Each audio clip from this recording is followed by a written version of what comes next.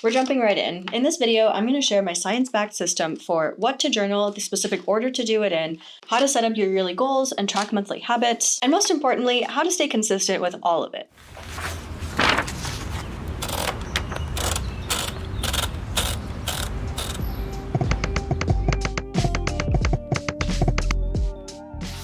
You already know that journaling, habit tracking, and setting goals can help you grow. It gives you clarity, structure, and a way to see your progress. But let's be real, most people don't know where to start, or more often, I just see that people can't stick to it.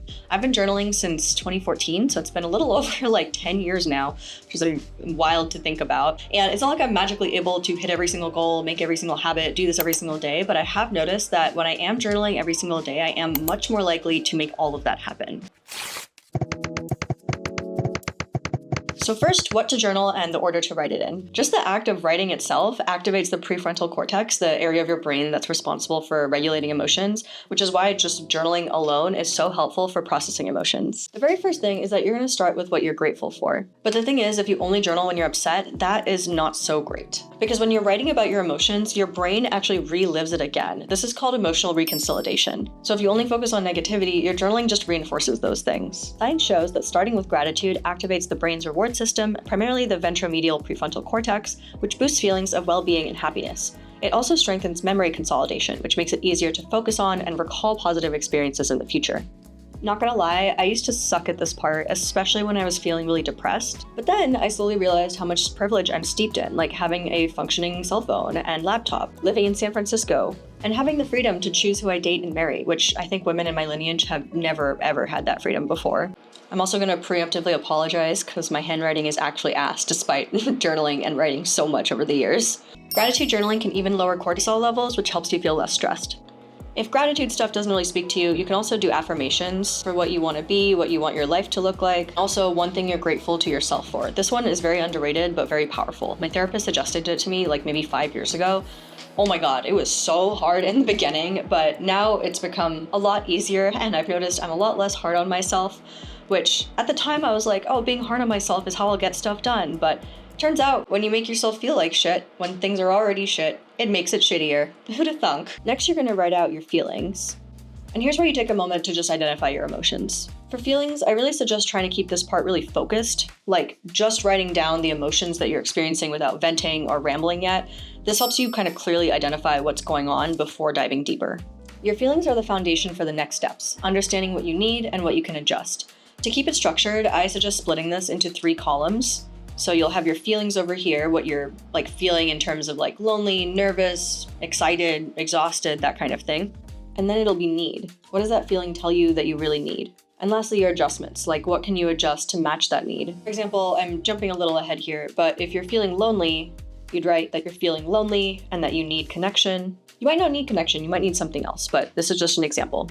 And then the thing you can adjust is maybe you can text a friend, connect with nature. Let me back up and explain needs and adjustments a little bit more. For needs, once you've identified your feelings, it's just sort of reflecting on what they're telling you. If you're feeling really exhausted, could rest or rejuvenation help? And usually somewhere around here is where you can kind of just let loose and ramble or vent or just sort of like word vomit, if you will. This is why it's helpful to have a notebook that can lie flat, because it's really helpful to do this on one page and then just sort of ramble on the other page. And usually as you start writing, you can find that as you write without restraint, you really start uncovering like hidden needs or hidden desires. Next is what you can adjust, maybe like actions or changes that you could make to help you like address those feelings, meet those needs, or help you keep those needs. You know, if you're feeling really good, how can you keep that feeling going?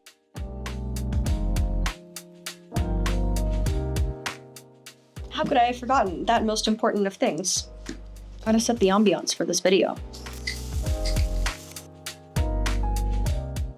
And then the last step is to just write until you've got nothing left. Also, you don't have to write in paragraphs. You can write in bullets, backwards, doodles, infographics, whatever. Here's some inspo, but really the most important thing is that you hit 2 pages.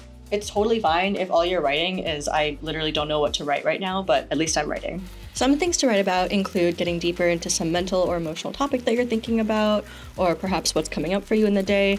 Or I recently came across best case scenario journaling, where you just write out, what would it look like if everything went perfectly as you wanted it to? This actually comes from The Artist's Way by Julia Cameron. Writing 2 pages pushes you to dig deeper, uncover what's really on your mind, and explore thoughts or desires that you might not have realized were there.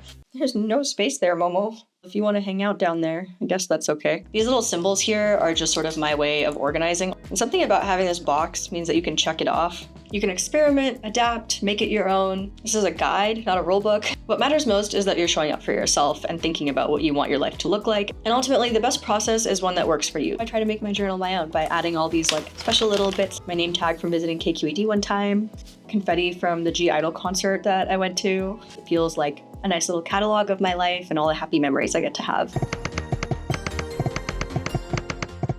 Part 2, setting up your journal. First, you want to pick a journal that feels like you. If you're minimalist, you can go for a clean, black, simple one. If you're like me and you love like cute, artsy, and things like that, I really like journals from Lila Journals. This one was my first one, and this one is my second one, and I just ordered a third as well. When you get a new journal, there's often this fear of like ruining the clean, pristine pages. And to get over that, I say you should just dive in right away. Write something on a random page, rip a page out, stick a sticker in the middle, literally anything to make it feel a little bit less pristine and a little bit more you. I strongly recommend getting a journal with a dot grid like this. The structure of a grid will really help just reduce cognitive load, which makes it easier for your brain to focus on what you're writing instead of how to organize the page. It also makes creating columns and layouts and patterns a lot easier and more intuitive. Another tip is that you want to look for journals that have at least 2 bookmarks. One thing I really liked about Lila Journals is that her journals actually come with 3. The third one is like movable, removable.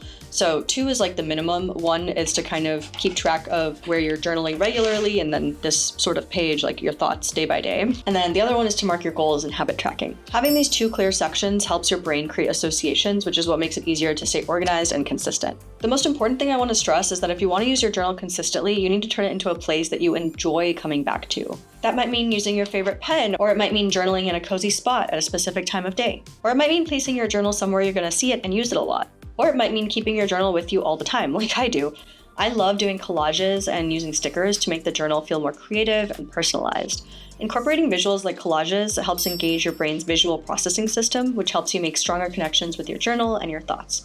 I usually start with a general color scheme, place the bigger elements in the background, and then get more detailed as I move forward. The goal is to make your journal like an extension of yourself that also feels really safe and cozy, like a place that's nice to come back to, so it helps you be able to express your thoughts more easily and organize them more freely. This part is totally customizable, and if something isn't working, then just change it. And if something worked for a while but then stops working, you can change that too. Part 3, setting up yearly goals. There's a ton of resources out there already on how to set up goals, so I'll keep this section kind of brief. My favorite method is called spices to kind of like spice up your life. The first S is spiritual, goals related to your belief, your purpose, or your inner growth. And then the next is physical, goals related to your health, your fitness, or just physical well-being.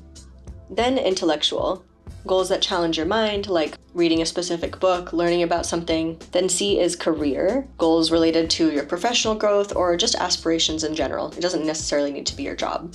E is for emotional, goals around managing your mental health, improving your emotional resilience.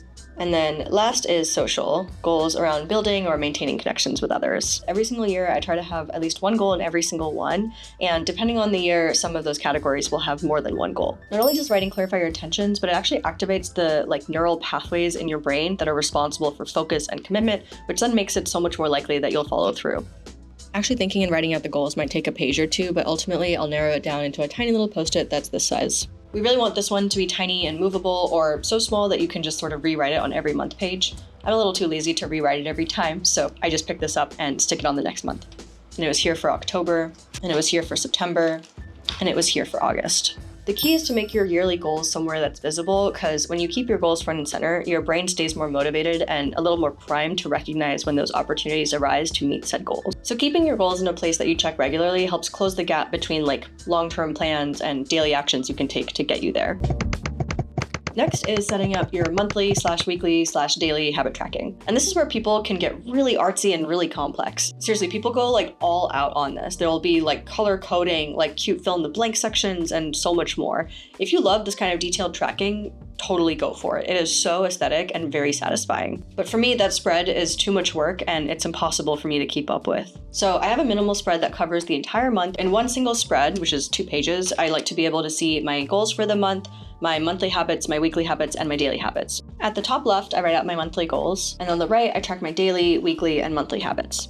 So yes, the space on the right-hand side is limited, but that's actually intentional because you don't want to be tracking so many things that it becomes overwhelming or runs off the page. Research shows that having like a clear visual layout for your goals and your habits helps your brain stay focused and reduces decision fatigue, which is a long way of saying that your brain processes visuals much more easily than text. I use a pretty simple system that was like adapted from the bullet journal system.